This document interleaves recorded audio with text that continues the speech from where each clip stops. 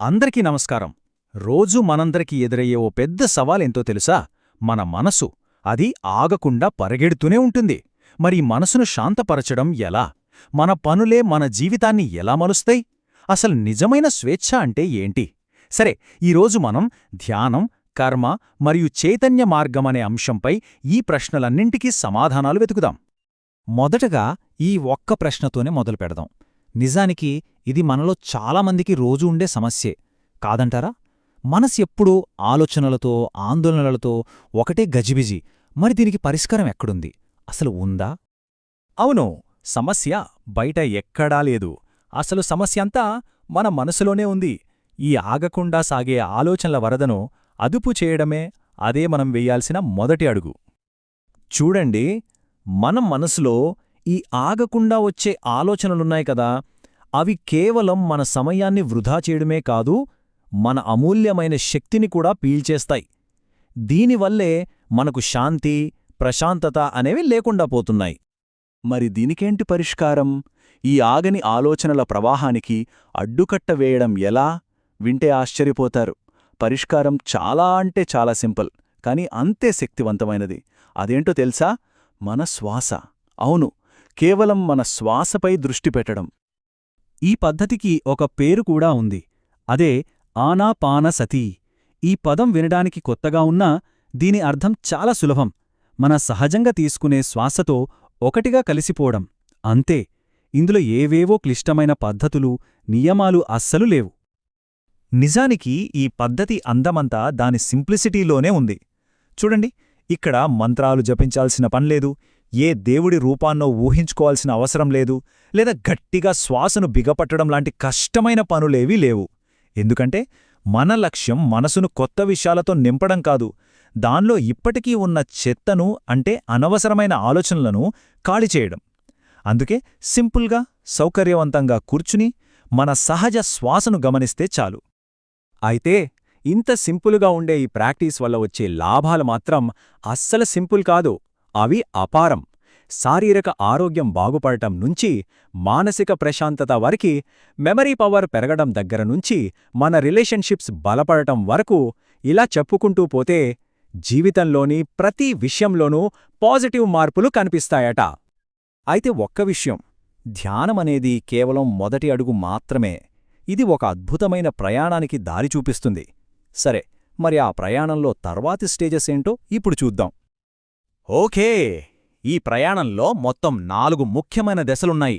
మొదటిది ధ్యానం. దీనితో మనసును నిశ్శబ్దం చేస్తాం. ఇది మనల్ని రెండో దశకు, అంటే జ్ఞానోదయానికి తీసుకువెళ్తుంది. జ్ఞానోదయం అంటే ఏంటంటే, గతాన్ని గురించి బాధపడటం, భవిష్యత్తు గురించి టెన్షన్ పడటం మానేయడం. ఇక అక్కడ్నుంచి మూడో దశ చైతన్యం, అంటే పూర్తిగా వర్తమానంలో, ఇక్కడ ఇప్పుడు అన్నట్టు జీవించడం. ఫైనల్గా 4వ దశ జీవనోత్సాహం, అంటే ప్రతి క్షణాన్ని పూర్తిగా ఆస్వాదించడమన్నమాట. ఈ జీవనోత్సాహం అంటే ఏదో ఎప్పుడూ నవ్వుతూ సంతోషంగా ఉండటం మాత్రమే కాదు, దానికంటే చాలా ఎక్కువ. ఇది ప్రపంచంతో ఒక లైవ్లీ కనెక్షన్ ఏర్పాటు చేసుకోవడం లాంటిది. అంటే ఏంటంటే, మన దగ్గరున్న జ్ఞానాన్ని, ప్రేమను నిరంతరం ఇస్తూ ఉండాలి.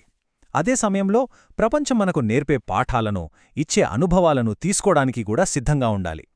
ఒక గివ్ అండ్ టేక్ పాలసీ లాంటిది అన్నమాట. ఇప్పటివరకు మనం చెప్పుకున్న ఈ మొత్తం ఫిలాసఫీకి పునాదిలాంటి ఒక ముఖ్యమైన సూత్రముంది. దాని గురించే ఇప్పుడు మనం మాట్లాడుకోబోతున్నాం. అదే కర్మ సిద్ధాంతం. ఏది విత్తుతావో అదే కోస్తావ్. సింపుల్. కాని ఒక్క చిన్న వాక్యం కర్మ సిద్ధాంతం మొత్తాన్ని చెప్పేస్తుంది. మన పనులే మన భవిష్యత్తును నిర్ణయిస్తాయి. ఆలోచిస్తే ఇది చాలా పవర్ఫుల్ ఐడియా గదా. కర్మ అంటే సింపుల్గా చెప్పాలంటే చర్య. మనం చేసే ప్రతి పని, మనమనే ప్రతి మాట, చివరికి మన మనస్సులో వచ్చే ప్రతి ఆలోచన కూడా ఒక విత్తనం లాంటిది. మనం నాటిన ఆ విత్తనం ఏదో ఒకరోజు తప్పకుండా మొలకెత్తుతుంది, ఫలితాన్నిస్తుంది. దీనర్థమేంటంటే, మన జీవితానికి, మన రియాలిటీకి మనమే పూర్తి బాధ్యులం. ఈ కాజ్ అండ్ ఎఫెక్ట్ రిలేషన్షిప్ను వివరించడానికి ఈ మూల గ్రంథం కొన్ని చాలా స్ట్రాంగ్ ఉదాహరణలిస్తుంది. ఫర్ ఎగ్జాంపుల్, జంతువులను హింసిస్తే ఆ బాధ ఏదో ఒక రూపంలో మనకే తిరిగి వస్తుందట. అలాగే ఒక మగాడు ఒక ఆడదాన్ని అణిచివేస్తే ఆ అణిచివేతను అనుభవించడానికి తర్వాత జన్మలో ఆడదానిగా పుడతాడట. ఇతరులకు మంచి చేస్తే మనకు కూడా మంచే జరుగుతుంది. చూడండి, ప్రతి చర్యకు ఒక ప్రతిచర్య ఉంటుంది. నిజంగా ఇది చాలా ఆలోచింపజేసే విషయం. ఎందుకంటే ఈ సిద్ధాంతం ప్రకారం మన లైఫ్లో జరిగే ప్రతి సంఘటన వెనుక అది మంచి అయినా చెడైనా ఒక కారణముంటుంది. అదే మన గత కర్మ. సో ఈ లాజిక్ ప్రకారం చూస్తే అన్యాయం జరిగిపోయిందనో లేదా ఇది ఒక యాక్సిడెంటల్ ట్రాజెడీ అనో చెప్పడానికి లేదన్నమాట. మనం అనుభవించేది ఏదైనా సరే అది మన గత చర్యల ఫలితమే అని ఈ గ్రంథం చాలా బలంగా చెబుతోంది. సరే మరి, ఈ కర్మచక్రం నుంచి బయటపడటం ఎలా? దీన్నుంచి విముక్తి లేదా? అదృష్టవశాత్తు ఉంది. ఈ ఫిలాసఫీ దీనికి 2 క్లియర్ అండ్ ప్రాక్టికల్ మార్గాలను చూపిస్తోంది. అవును, ఈ మొత్తం తత్వశాస్త్రం యొక్క సారాంశం చివరకు కేవలం 2 సింపుల్ స్టెప్స్లో ఉంది. అవే మనల్ని ఈ కర్మచక్రం నుండి బయటపడేసే మార్గాలు. మరి ఆ 2 గొప్ప అడుగులు ఏంటంటే, మొదటిది వెజిటేరియన్గా మారడం, రెండవది తీవ్రంగా కంటిన్యూయస్గా ధ్యానం చేయడం. ఈ 2 మన పాత కర్మలను కరిగించి మనకు స్వేచ్ఛను ఇస్తాయని ఈ తత్వం చెప్తోంది.